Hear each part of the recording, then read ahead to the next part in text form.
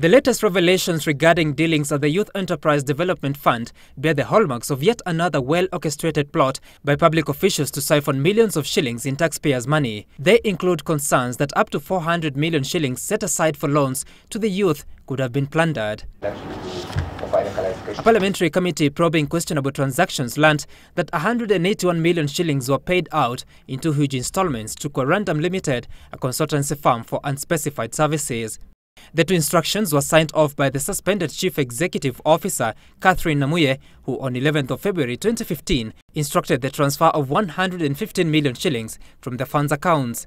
A week later, the board chair, Bruce Odhiambo, co-signed a letter with Namuye appointing her as the sole signatory to accounts held at Chase Bank.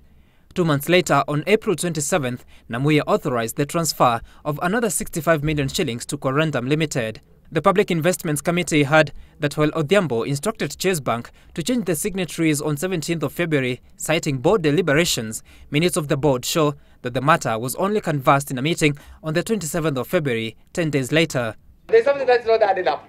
The letter by the chair and the board minutes. The board minutes. The CEO came and presented to me that she was having challenges in executing her duties, and that's the basis in which I gave her authority to sign. Without the board approval? Without the board approval. Unilaterally?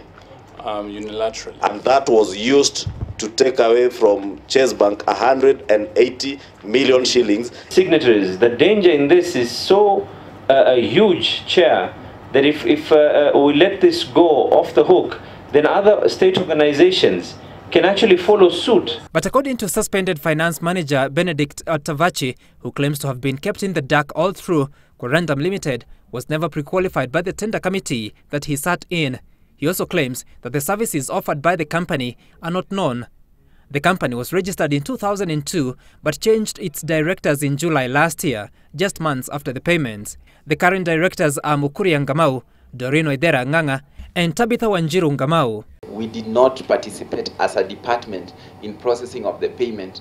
So how it ended up in the bank without us, it's only the author of the document who can be able to explain how it happened. The MP is also taken aback to learn that Odhiambo has two official signatures that he has been using to sign off documents.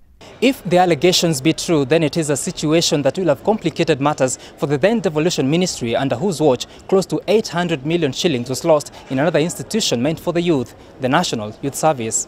Sam Gituku, Citizen TV, Parliament Buildings, Nairobi.